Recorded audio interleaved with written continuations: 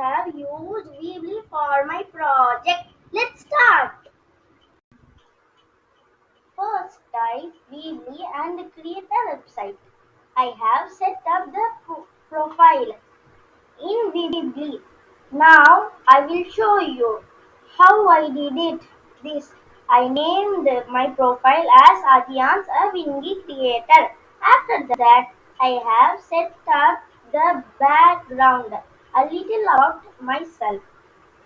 I have replaced my picture by using replace image. You can edit with the edit image also. This is my portfolio. I, li- I like robotics, so I use this picture. In my work, I have added the picture as well as the YouTube video link of my Wiingy project.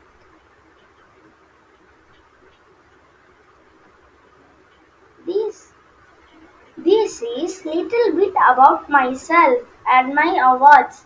Now I am going to publish it. Now you can search and type Adyan's Wiingy in Google and see my profile. That's all friends. This is my another project. If you like my video, do subscribe, like, share with your friends. Bye bye. My name is Mohammed Adyan from Wiingy Robotics.